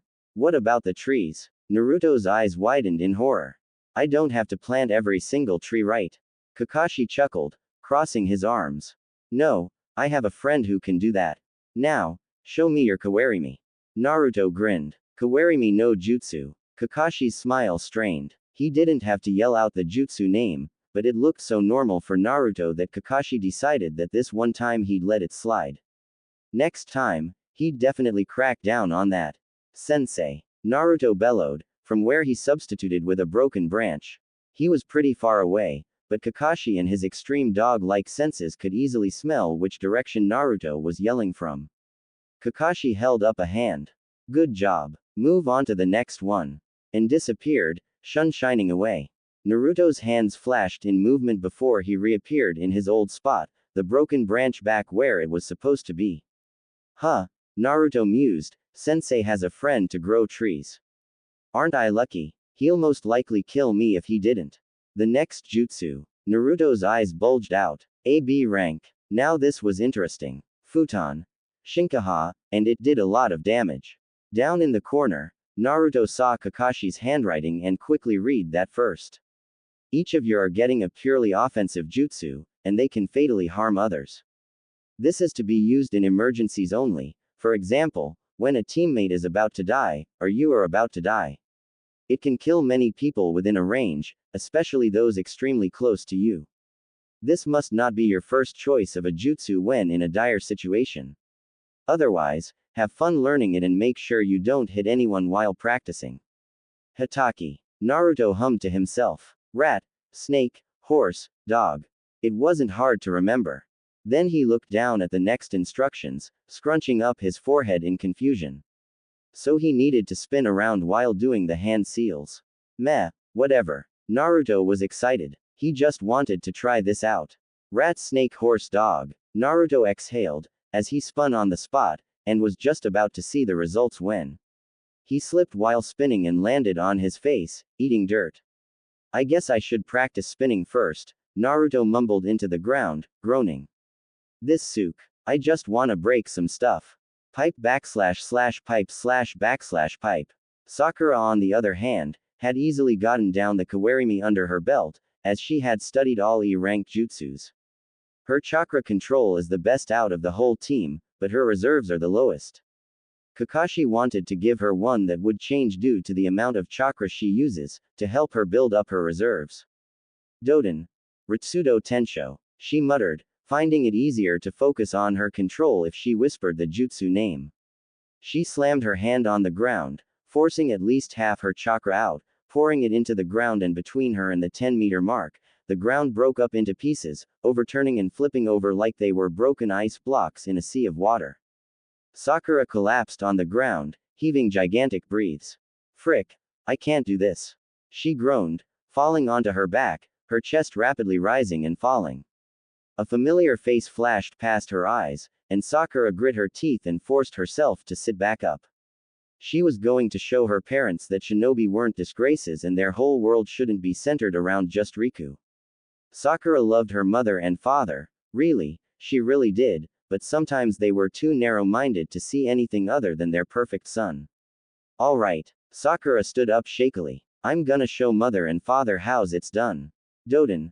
Ritsudo Tensho. She had bellowed the jutsu name, forcing as much chakra as possible into this jutsu, and for about the next 20 meters, the ground was upturned and the width was about another 25 or so meters. Sakura grinned, feeling exhausted. That was great. Training ground 9 was perfect for her. It was literally a field of grass about 200 meters wide and long, giving her huge amounts of space for her earth jutsus. Kakashi appeared beside her, noting the dangerous turning rocks before turning to his student.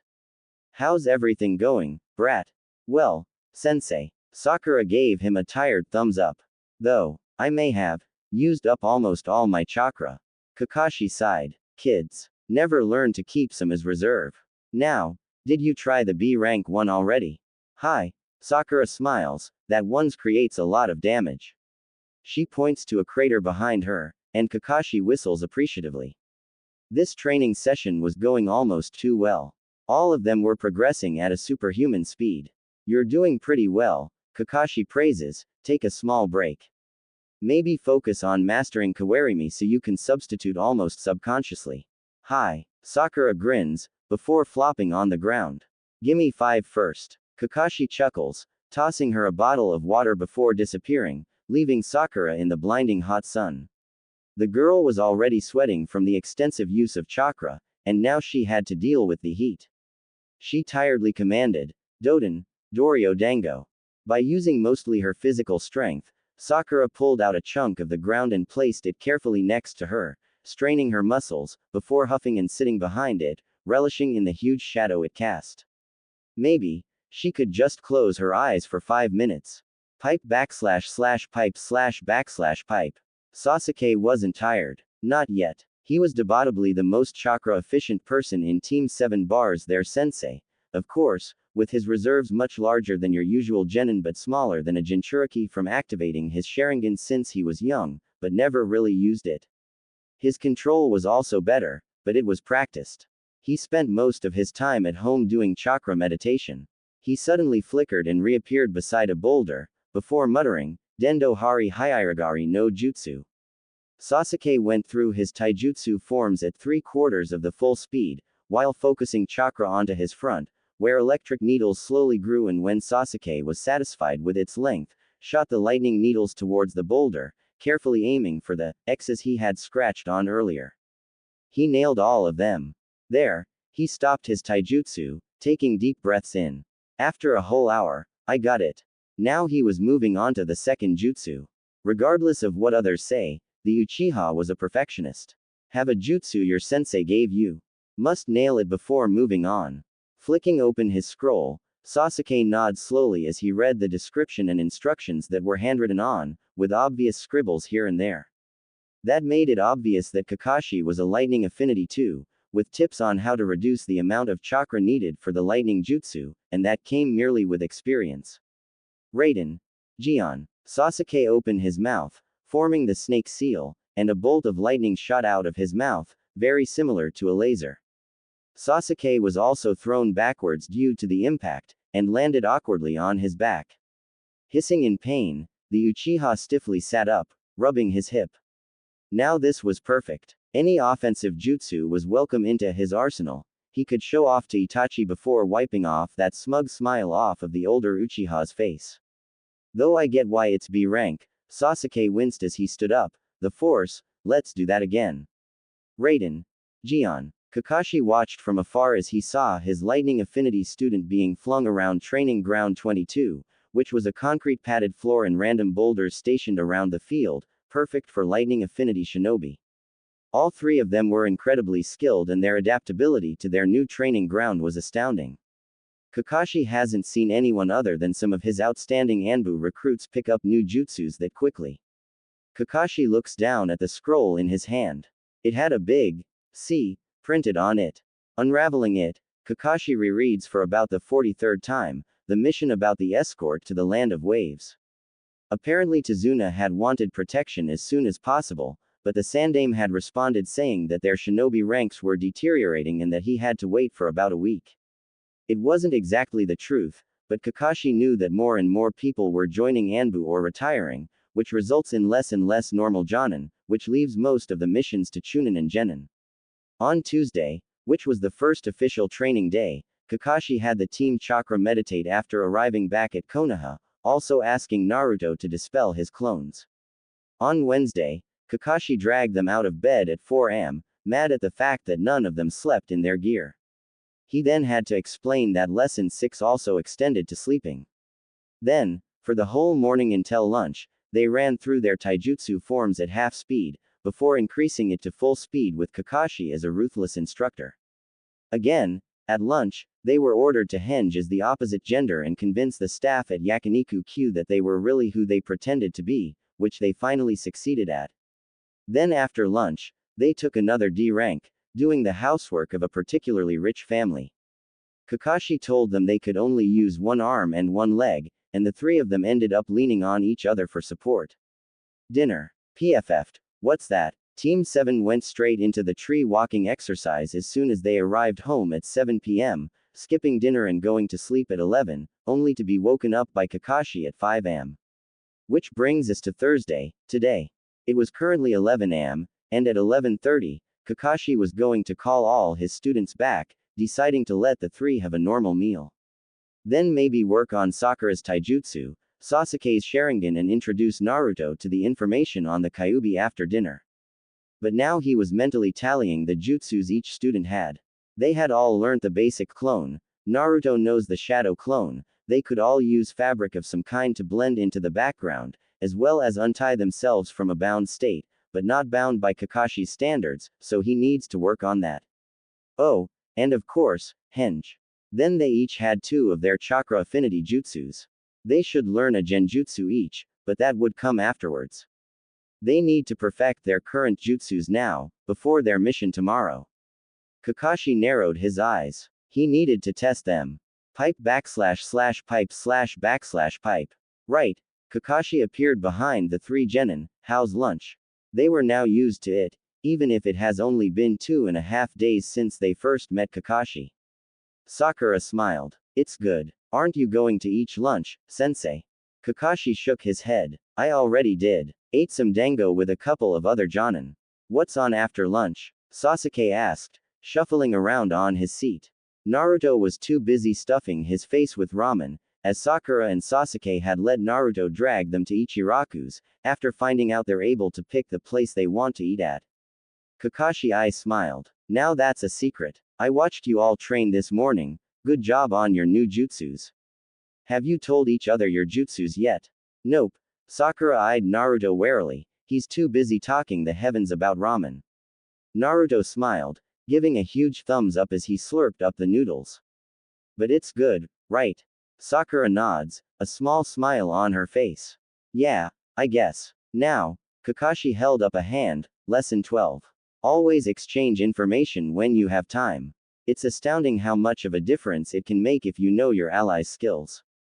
All 3 genin nod. Lesson 12. Always exchange information when you have time. I'll give you, Kakashi hummed, about 10 minutes. As soon as Kakashi finished talking and turned around to leave, he heard Sakura ask what the boys had learned and offer to tell them her jutsus. Kakashi smiled to himself, pulling out Ika Ika as he walked down the street. Might as well spend 10 minutes with Obito, Rin and Minato sensei if he had the time. At the same time as he shunshined away, his genin team was quickly and efficiently exchanging information, taking Kakashi's lesson also as a warning. Sasuke nods slowly. Right, so Dobi has the ability to create a gust of wind, the strength customizable. You can also spin on the spot and create blade-like gusts as your emergency jutsu. The 3 of them referred to their destructive jutsu as their emergency jutsu, having read the warning, and decided only to use it when in an urgent situation. Naruto nods. Yup. And Sakura-chan can turn the ground into blocks and also pick up a gigantic chunk for emergency. Yeah. Sakura blushed and tucked a pink strand of hair behind her ear as she turned to Sasuke. You can create electric needles and shoot out lightning lasers as your emergency. Correct. Sasuke breathed a sigh of relief. I have a feeling what we're doing next will test that. Sakura nods, but then eyes her food. I'd recommend not eating a lot, just a hunch. Sasuke makes a sound in agreement, before placing down his chopsticks. Naruto, however, disregarded the warning until Sakura snatched his chopsticks off of him and started to reprimand the blonde as Sasuke hesitantly paid the bill, not knowing if he should or not. But Chuki simply smiled and brushed the Uchiha off, saying that, any friends of Naruto's are ours and letting them go. Let's hope Naruto digests quickly, Sakura muttered just as they were about to leave, not surprised at all to see Kakashi leaning against a wall nearby with Ika Ika in hand. He looks up as soon as they exit, and smiles reassuring, which somehow sends a shiver down his student's spine, despite the friendliness of it. Now, Kakashi grins, we're going to have trail battle. Against me. Here. Sakura was instantly in a defensive mode. Kakashi grins. Lesson 11. He sang. Sasuke cursed, leaping and flipping backwards to gain space between him and his sensei. Lesson 11. Always assume something is happening at that exact moment, unless otherwise told. Sakura and Naruto split ways, with the girl going to the right and the boy going to the left. Kakashi nods, satisfied. Good job. Now, I'm going to be a Chunin. The Jonin now turned Chunin leapt forwards for Sasuke, who engaged his sensei in a taijutsu match, though it was evident after trading blows who was superior. Sasuke grunted as Kakashi's fist connected with his stomach, throwing the Uchiha backwards. Kakashi was relentless, throwing punch after punch, but refrained from shining. As they fought, Sakura and Naruto met up at the park, which was only just down the road. We need to get Sensei and Sasuke to a training ground, Sakura comments, to make sure no one else is caught in the crossfire. Naruto nods, and not ground 22 either, because Sensei's a lightning affinity. Sakura hums. You can do the most damage as a wind affinity, so we have to move to ground 3. Sure. Naruto grins. But how are we going to move them? Sakura murmurs, before her eyes set on something. That could work, but she couldn't underestimate her sensei. She knew that the Jonin was holding back and fighting like a Chunin for a reason, so she turned to Naruto, telling her plan. The two teammates snuck around the blocks, before coming to a stop, right behind a fighting Kakashi and Sasuke. Sasuke was obviously concentrating hard, but Kakashi looked more at ease but let small mistakes come through, giving Sasuke some chances to get through his guard. Kakashi caught Sasuke's roundhouse kick and pulled the boy in to give him a flick on the forehead with a smile before pushing the Uchiha away, making him lose his balance. Wow, Naruto whistled, I get why he's being Chunin. We'll never beat a Jonin. Not like this, Sakura agrees, before pulling out a bag of soft items. She looked at Naruto. You know what to do, right? Naruto gave her a thumbs up. Datbeo. Futon. Datapa. A medium breeze came from Naruto, enough so that when Sakura opened her pouch, all of the leaves flew out in the wind, flying slowly towards the taijutsu duo. Naruto's hands flashed again, before he muttered another jutsu. Multiple Narutos appeared, and they all in sync called, Henge. Now hanged as leaves, they easily blended in with horde of leaves that Sakura had collected.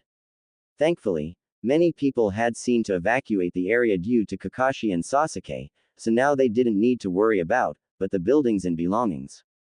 Sakura charged from behind, unknowingly infusing chakra into her fist, yelling, Cha. She had punched Kakashi, who pretended to be taken by surprise. Please, he tracked their chakra ever since he announced they were going to fight, and Sasuke clenched a fist of Kakashi's vest as they flew with a chakra-infused punch towards training ground 3. Good idea, Kakashi grinned, before twisting around so that Sasuke was on spot to get the most damage. Sasuke grunted, kneeing his sensei in the stomach, and Kakashi gasped softly before chuckling. Playing like that, are we? No rule saying we can't. Sasuke let go of Kakashi, pushing off the Chunin and yelled, Go. The leaves which had somehow ended up around Kakashi morphed back into Naruto clones, all armed with kunai. Kakashi grinned. Good. You guys are working well together. Kakashi expertly dodged all of Naruto's clumsy attacks, before mentally noting to work on Naruto's taijutsu. He was sloppy at best. But what Chunin Kakashi did not expect, was to see Sakura already at ground 3, now that was fast and unexpected, and somehow was waiting for them to land. All the clone Narutos winked and blinked out of existence, leaving Kakashi alone in the air, falling at a fast speed. Kakashi debated doing a wind jutsu to minimize injuries, but acting like a Chunin restricted that. No Chunin can do a jutsu of their worst nature. He instead opted to land in a roll, but his Jonin mind screamed for him to do something else, anything else, because he knew what was going to happen. Cha! Sakura bellowed, slamming her hand on the ground, upturning the area where Kakashi estimated to land, making it extremely dangerous to land. He smiled proudly. They're getting there. They're getting to the Chunin level. But the one problem, they didn't account for Kakashi's jutsus. Specifically, his shadow clones. Kage Bushin no Jutsu. Kakashi multiplied and used one clone in the middle and pushed off of it, landing swiftly outside of Sakura's rock-turning area. His other clones did the same, resulting in 5 clones around his genin and one who died from landing in the rock. Good try, Kakashi nods, you all worked together. He sensed chakra coming from behind, but small amounts and a lot of them. He flipped over some, dodged some, but let some chakra hit him, and smiled to himself as he felt a sting in the area he got hit started to feel numb. Sasuke stood there, puffing, arm outstretched and pointing to Kakashi. Damn it, I thought the electric needles would work. Good, Kakashi grins, but you forgot, I've got experience with zapping myself with electricity. And just as Kakashi landed easily on the ground, he caught Naruto's foot swinging for his face while also swinging out a leg to unbalance Sakura, who attempted to creep up behind him. Sakura stumbled backwards as Naruto lost his balance. Sakura grit her teeth and was about to charge when one of the clone Kakashis appeared. Kuso. Sakura hissed, dodging clone Kakashi's attacks. You're good. Clone Kakashi I smiled. I am your sensei and a chunin, whereas you are a genin, even if I am a clone. Sakura was so focused on dodging the fast attacks that she didn't realize until she fell straight into another clone Kakashi's hands. The two clones grinned at each other, right before Naruto let out a yelp and was flung towards them, and the clone who was fighting Sakura easily caught the genin. Thanks. The clone yelled, to which another clone across the field waved. Sakura huffed, deflating. We're never going to beat you. Kakashi shrugged. So. Then Sakura's eyes went wide. Naruto. The dazed genin looked clumsily around. Sakura huffed, squirming in clone Kakashi's iron grip. What do you do if you know you're going to low? Kakashi placed a hand over her mouth. Naruto blinked, before looking up at his own clone which held him captive. Oh, Kakashi echoed, glancing down at the blonde genin he had in his arms. Naruto closed his eyes, and snapped them open with a growl. Let go of me. Kakashi blinked. Then he realized. If not, I'm going to release the seal on my stomach and. Clone Kakashi acted quick, acted like a chunin. He dropped the Uzumaki and leapt a couple of feet away, kunai in hand. The clone smiled. Of course. That was smart, on both of Sakura and Naruto's account. Naruto growled at the other clone. Let go of her. The two clones took a couple of jumps back, crouching defensively. Good. Sakura grinned. Bluffing. Now we grab blue and run. Run. Naruto repeated. We're never going to win, so. Speak softer, Sakura. A clone called out, before darting forwards. Cursing, Sakura glanced around before making a hasty sign and substituted with a flying leaf in the air to their left, and Naruto panicked and summoned more clones. Both clones rushed forwards, powering through all the clones, but in the end, Naruto had already substituted out of the place, and when the two clones looked up, they were dispelled. The real Kakashi stood with Sasuke being held upside down from the ankle, grinning at the two genin who ran towards them. Gaining the memories of his clones, Kakashi nodded, satisfied. Good. Brat. Good thinking. Fox. Nice acting. Arigato, sensei. The two of them say in sync. But, Kakashi glanced at Sasuke, who had his arms crossed and was dangling in the air. What about this emo brat? Probably ditch me, Sasuke sighed, it's the ideal. No, Naruto shook his head, we'll come back for him. Teammates, right, Kakashi dropped Sasuke gently, flipping the boy so he landed on his feet. Good. Very good. Your jutsu use is improving, and none of you used your emergency, which is good. Now, I want you three to learn how to manage your chakra even better. I'll tell you why when you sit down to chakra meditate. The three genin settled down slightly awkwardly as they moved around their various small cuts and bruises. Uchiha. The boy looked up. Those electric needles are good. But, you used too much chakra to prepare them. You had about double amount actually needed for the needles, but since you had to manage them all in the one spot, you pushed too much into the one area. Not only will that make it obvious that you're going to launch an attack from the front, but it can also impair your own ability to fight. Hi, Uzumaki. Sensei. Those clones. Nicely done, much better than before. But, you summoned too many. And that was too much chakra in the air, and any decent chunin would have a good sensory 1 to 2 meter range. Those leaves were a nice touch, but you really only needed 2 or 3 clones. Not 6. I'm guessing the plan was spontaneous, which lead to you not focusing enough to control your chakra. Hi, Haruno. Hi, Sensei. The chakra-infused punch. Well done. It uses explicit chakra control, which is something that you're getting close to. However, you can probably feel it, but you've most likely dislocated most of your joints in your hand. Chakra-laced attacks needs extreme concentration and control, which you underestimated. Otherwise, I would have never expected it to come. Hi. Good. Now the three of you meditate as I get a medical nin over. Hi. A mission. Sasuke looked at the scroll. To the land of waves. Naruto grinned. It's AC rank. Yes. Tazuna stood there, annoyed. He had asked for protection ASAP, but had to wait a couple of days, and end up with children. Are you sure these twigs can protect me? With all due respect to Tazuna-san, Sakura beams were quite adept at being shinobi, and since this is a mere C rank, we should be fine. Tazuna turned a critical eye in the girl, but received 2 glares from the boys and shrunk back. Kakashi smiled. Well, we'd better get going.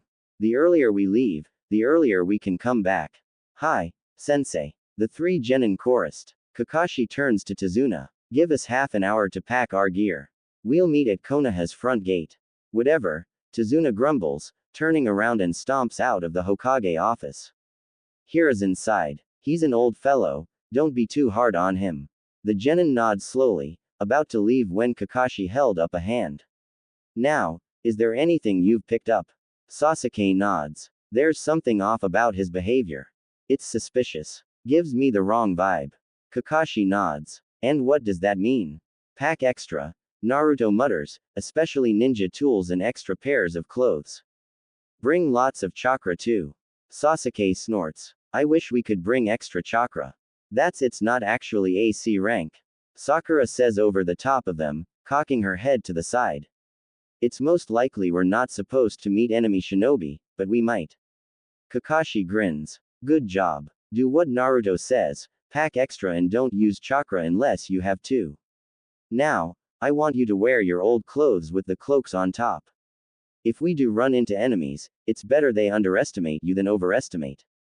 Hi, Sensei. And with that, all 3 of them leaves via the window, leaping down the tower and landing lightly on the roofs of the houses underneath. The Sandaime sighs, giving Kakashi a pointed look. The Jonin shrugged innocently. The window? Really? The Hokage asked, amused. It's convenient, Kakashi defended, and it's good for training. The Sandaime chuckles. That's true, but annoying for the person who owns the window. Now, I'd like a mission update on your Gato mission.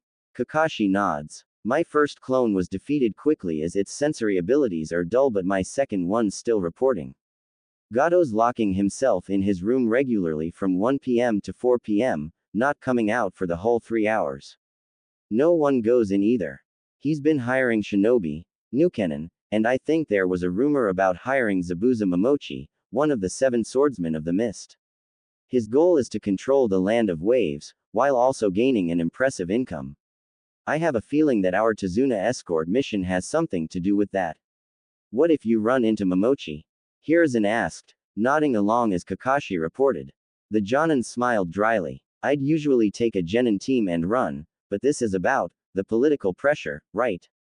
Correct. Hiruzen scowls. The 5th councilman is pressing for results, as is the 7th. The 2nd is trying to slow them down, but it isn't working. The rest are curious, but are patiently waiting, though I don't think that will last. And if the results aren't up to their standard? Kakashi asked, even though he knew the answer. It was always the same answer. I will be pressured into passing on the Hokage title. The Sandaime's mouth pressed into a thin line, and most likely, the council will pick Danzo as a replacement. And all the other villages know about Danzo's shady work, they might turn on us. Not to mention, the perfect window of the Chunin exams are coming up. Kakashi nods. Right. So if I meet Momochi, I'll let the kids run free, and if they're about to die, I'll deal with him. Now, I need to get going. To prepare for my mission.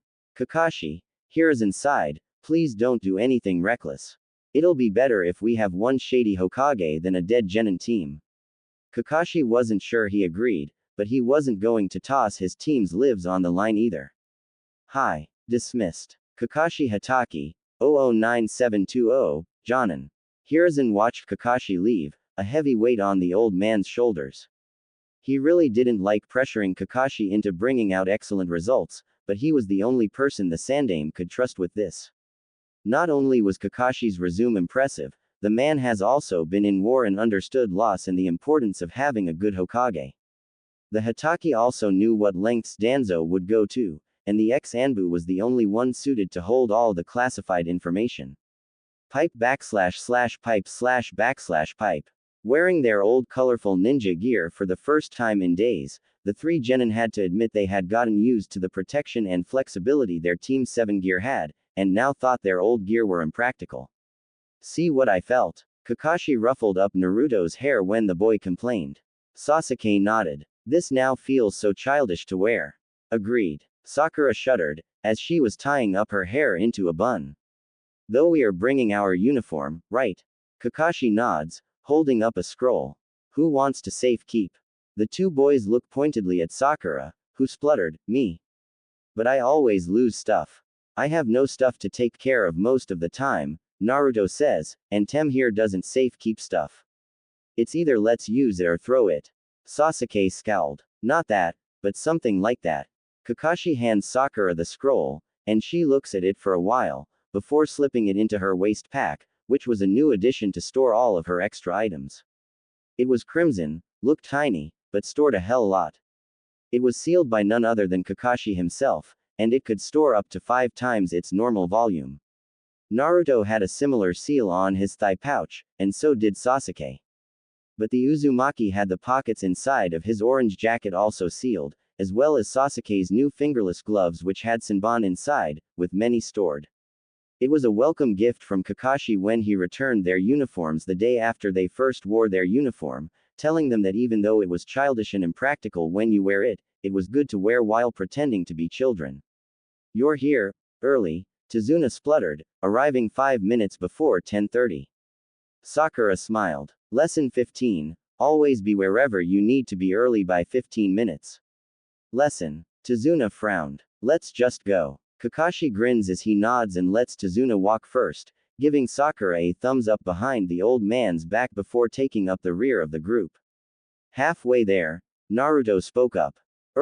Scarecrow, do you sense that? Sasuke tried his hardest to keep a straight face and Sakura hid her giggle with a cough. Kakashi rolled his eyes, before replying, no, I don't. Naruto nods slowly. Oh, I must be imagining it. One thing that Kakashi knew about the Kyuubi's influence on Naruto was that his range of sensing chakra was wide, almost as wide as Kakashi's. Even if Naruto isn't as thorough as Kakashi, only knowing that someone's close, not knowing what level of shinobi they were. But Kakashi knew. It was 2 Chunin level shinobi who were currently coming towards them, making an attempt at hiding their chakra. They were quite good at it, but couldn't get past Konohagakure's top ninja and their Jinchuriki. Sasuke and Sakura exchanged looks. On missions, when someone said they didn't sense something, it's usually the opposite. The two of them already knew that their sensory abilities were way under both Naruto's and Kakashi's, and so opted to let the two be on guard while focusing on their mission, escorting Tazuna. The old man was fidgeting, occasionally glancing behind him as if to confirm that Team 7 was still there, heaving a sigh of relief every time he saw them. But then he looked back and saw only Sakura, who was humming happily to herself. Where's? Sakura smiled reassuringly. Don't worry, they'll be back. Kakashi then waltzes out of the tree line, giving Sakura a thumbs up. Don't worry, the boys'll take care of them.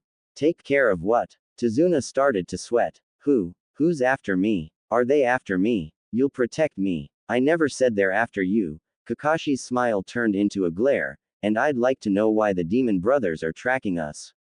Do you have anything to tell me? Tazuna gulped. Well. Kakashi didn't look surprised as a set of trees set on fire behind him, not even phased. Sakura whistled, grinning, and Tazuna felt a shiver go down his spine. This man was intimidating. I don't have all day, you know. Sakura squints. Sensei, are you sure they'll be okay? They don't know any water jutsus. Our opponents do, Kakashi reassured her, and I do. The forest won't be burnt down, don't worry. Now, Tazuna, I really need the information. Or, we'll turn around and leave, because frankly, I don't think a team of Genin and one Jonin is a match for two Chunin and their employer. It's just. Tazuna freaked out. It's nothing big. It's just an old feud between. I said. Kakashi's eyes narrowed as he sunshined right in front of Tazuna, using that dramatic appearance.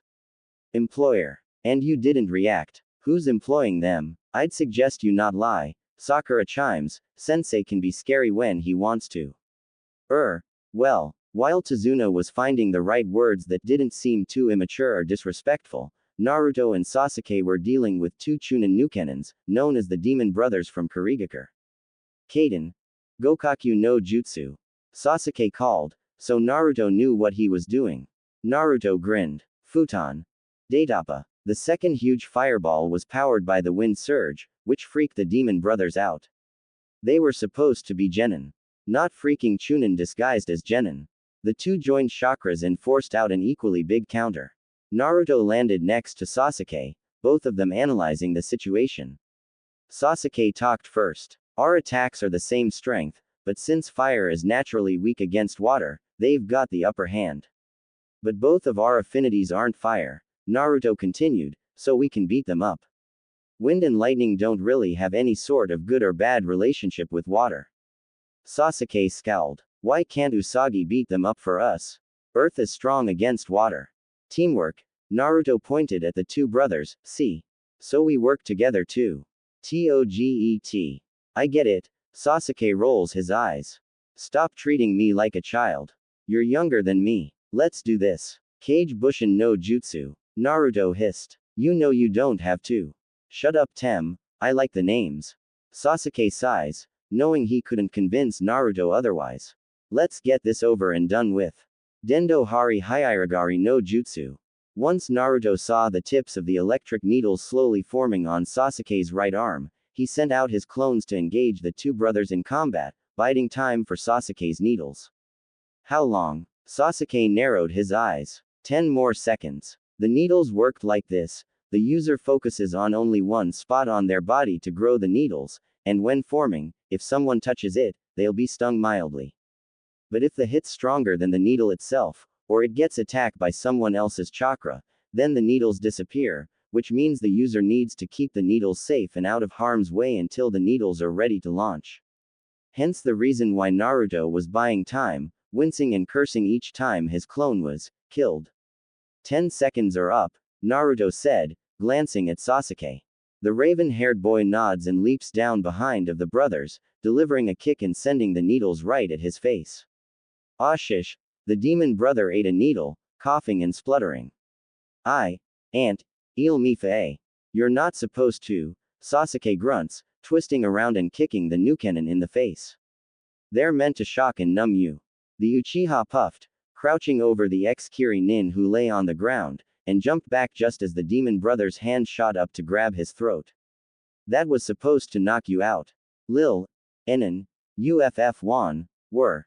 The demon brother grinned. Little what? Sasuke taunted. I don't think I can hear you right, is it because you might be an uneducated little brat? What? No, I seriously can't understand you. Quote. Nope, still can't understand you, you scum. The demon brother roared in anger and charged the Uchiha, but the boy was simply buying time. This time you'll pass out.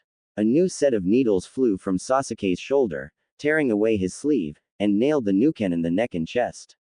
It gave the man a terrible shock, and before he could even process the fact that he couldn't feel his neck, Sasuke had already hooked his foot around the Nukenin's neck and slammed the demon brother's face into the ground. That's enough. Sasuke stood on top of him, stomping on the demon brother's back a few times. I think. Oi, Dobi, you done. Once upon a time, Naruto sang while dragging another unconscious demon brother behind him. There was a boy called Naruto Uzumaki. His teammate Sasuke Tem beat up these. He threw his demon brother forwards. Idiots. Woo. Sasuke sighed, before pulling out rope from his thigh pouch. Let's tie him up, you opera idiot. Opera. Naruto grinned. You wanna hear opera? Ready. Naruto took a deep breath in, but before he could shriek at the top of his lungs, Sasuke stuffed the rope in his mouth and opened Naruto's thigh pouch to take Naruto's rope. Shut up already. Naruto spat the rope out. Geez, no appreciation for music these days. Sasuke rolls his eyes, expertly tying up his demon brother, before hauling the man onto his shoulders. Naruto hums while doing the same, obviously in a good mood. The two of them, covered in a sheet of sweat, walked back onto the open road, where Sakura was already pulling out medical supplies and Kakashi was asking, interrogating, some questions to Zuna. Good job, Sakura praised, but then whacked them on the head. WHO told you to use fire. Baka. Now half the forest is on fire thanks to you and I bet it did nothing but waste chakra. Naruto chuckled sheepishly, glancing at Sasuke, and the two of them just realized that the demon brothers' counterattacks only deflected their fireballs, not completely snuffing them out. It also wastes their chakra. Sakura glared at him but wrapped his bleeding hand anyways, and cleaned Sasuke's wounded shoulder, which came from him releasing his needles too early before it had fully developed. Both of them dropped their hostages with a sigh, before waiting patiently for Sakura to do what she was doing. Kakashi walked over, beaming, leaving a shivering Tazuna behind. Good job, you two. Now, I have to go deal with that. And when he said that, Kakashi jerked his head towards the raging fire in the background, a stormy look in his eye. Naruto squeaked. Rabbit already scolded us. There's no need for you to do it too. Kakashi smiled at Sakura, ruffling her hair. Good. Now, please excuse me. And, even though he was walking towards a fire, the Jonin walked casually into the trees, looking completely at ease. Tazuna gulped. Scary. I told you, Sakura remarks, wrapping bandages around Sasuke's shoulder. He's only really scary when you lie to him, Naruto muses, remember when Tem tried to lie his way out of punishment? That, Sasuke shuddered, was a mistake. A big one, Sakura agreed, before smiling and pulling away from her teammates. There. Done. A huge sizzling sound came from inside the forest, and Kakashi walked out moments later with nothing but smoke behind him. I smiled. Let's get going. Pipe //pipe/pipe. Itadakimasu. Team 7 chimed together, picking up their chopsticks. Tsunami watches with a smile as her guests eat quite quickly, having gotten into the habit of eating quickly to be able to train more often. Eat. Thank you for bringing my father home safety, really. Kakashi smiles. No, it's nothing. It's just our job. Inari, Tazuna reprimands, stop stuffing your face like a pig. The small 8-year-old pokes out his tongue. No. Sakura nudges Naruto. Reminds me of someone. Not me. Naruto's response was impressively fast. Sasuke nods gravely in agreement. Yes, you. Done. Sakura exclaimed. Ha, you two now owe me 2 tips each. The boys grumble, but agree nonetheless. They'd bet each other's tips during training to see who eats the fastest, and this time, Sakura won, and now they needed to give her 2 tips during training. But, Naruto pouted. It's rice. You eat rice quickly. What? Like you eat ramen fast, and Blue eats dango and sashimi fast. Sakura retorts, crossing her arms. You owe me. They might. Kakashi smiled, but it's most likely you'll give them tips. We're going to be doing the walking on water exercise tonight. What? Naruto gaped. But, Sensei. Lesson 1, Kakashi deadpans, and Naruto instantly shuts up. We're going to do it with a twist. We're going to do it with either freezing cold water or boiling hot water. It'll depend on my mood when you fall in. Depend. Sakura felt a bitter taste in her mouth. On your mood. Eat less. Sasuke hisses at Naruto, who pushes his rice bowl away from him, and smiles apologetically at Tsunami. It isn't your cooking, Tsunami-san. Naruto gulped. It's just, Sensei likes to surprise us when we train. Tsunami watches, amused. It's fine. This walking on water exercise, is it hard? Not particularly, Kakashi answers, not for them. But, one miscalculation and you go tumbling into the water. Good luck, Tsunami says, smiling as they excuse themselves from the table, and Kakashi leads them to a small pond in the midst of all of the trees. The Jonin gestures to the water, inviting them to try. Sakura goes first. Timidly placing a foot on the water, she took shaky steps on the pond, getting used to emitting chakra off her feet. She knew the theory and intention behind this exercise, which made it easier for her to try the technique out. Like Naruto, she imagined chakra as a force, but it was a fire for her, and the more she fed the fire, the larger her chakra would be. It was like 2 fire points on her feet, and she was feeding them constantly to get them to hold her on the water. Good job, Kakashi says. Next, Naruto runs onto the water, bellowing, "If Red can do it, so can I," and broke Sakura's concentration, sending the girl tumbling into the water. Naruto also sunk in on the first step, not emitting chakra on his feet despite rushing towards the pond, and they 2 of them went under. To abide by his word, Kakashi placed his palm on the water, pushing chakra out and making the water extremely cold.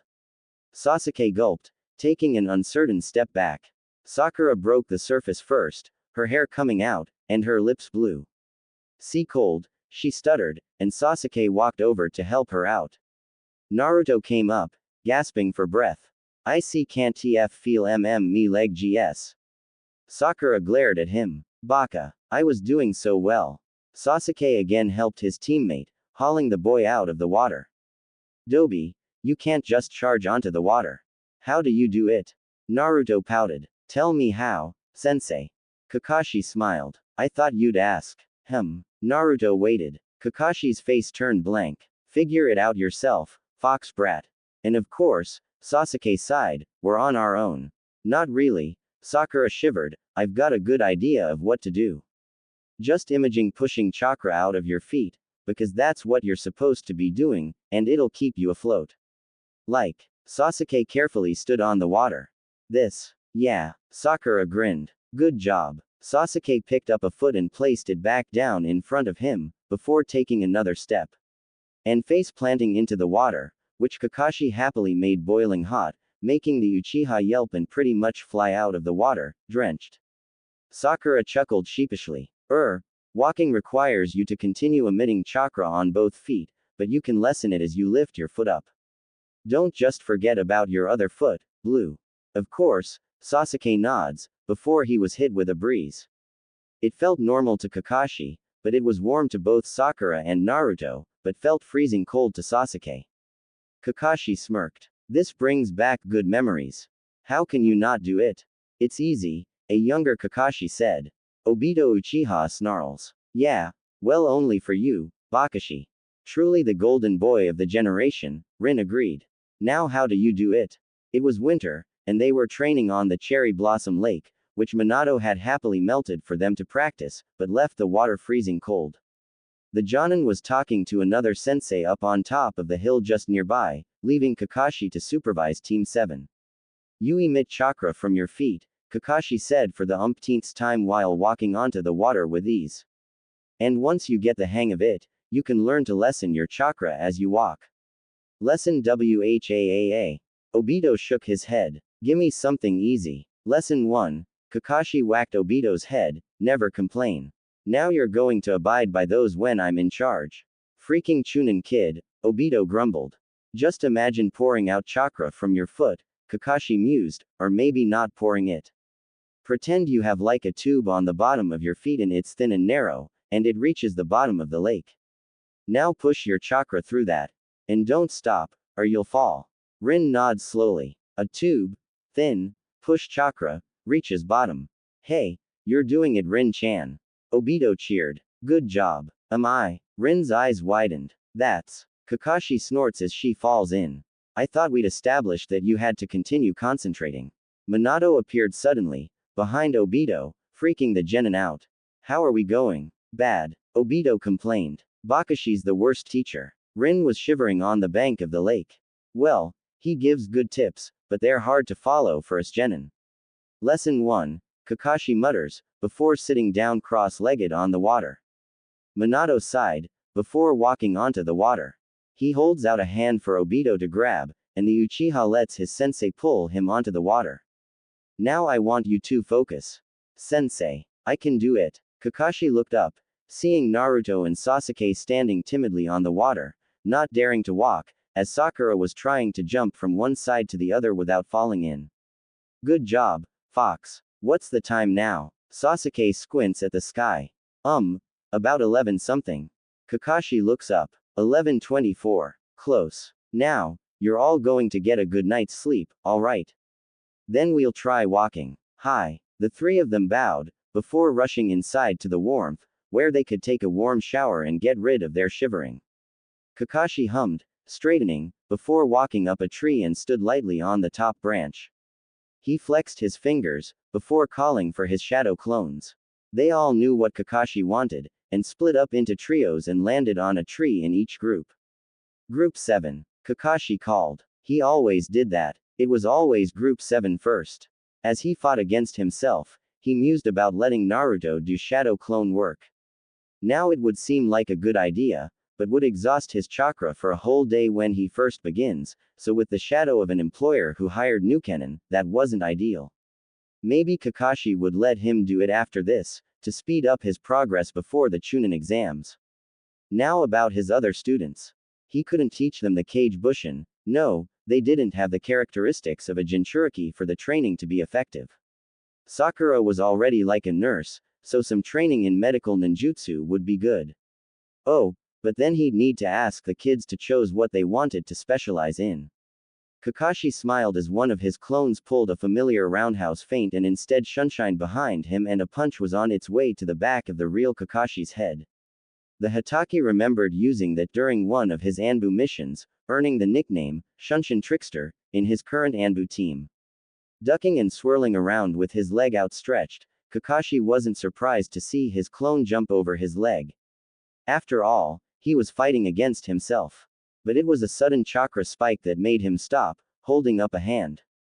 Hold it. A hanged clone of his stumbled forwards, clothes tattered. Real me. Sup. Kakashi narrowed his eyes. What happened? The clone groaned. He's hired Zabuza Momochi. The demon of the mist, Kakashi muses, and what happened? Because I'm a clone and I'm hanged, I did minimum damage. He'll probably have a sore right leg for the time being. That's okay. Wanna be replaced? Yes. Righto. Team 2 number 3. Can you take over this clone's job?